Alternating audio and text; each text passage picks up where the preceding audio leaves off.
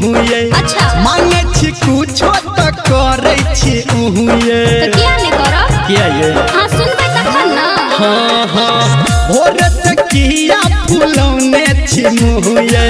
मांगे छी कुछो त करे छी उहुए रूसल छी किया रानी दै छी हमरा साजा ये दै छी हमरा साजा तो सुनो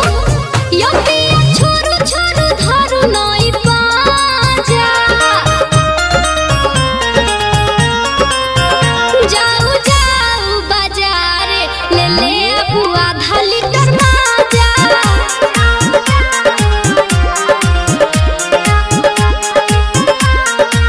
यो जाऊ जाऊ बाजारे ले ले अबू आधा लीटर माजा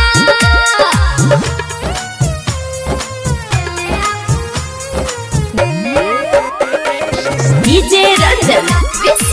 माँ गायत्री रिकॉर्डिंग स्टूडियो।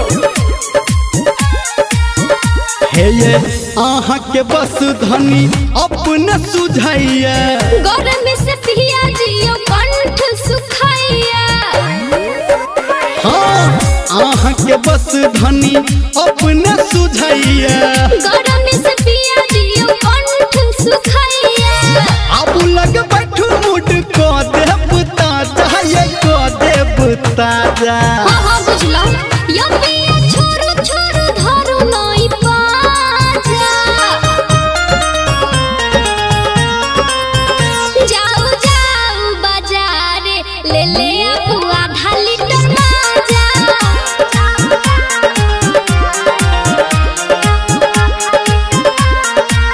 यो जाऊ जाऊ बाजारे ले ले अबू आधा लीटर माजा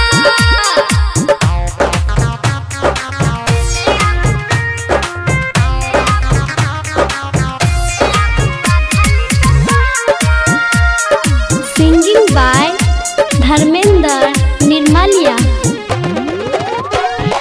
डीजे रंजन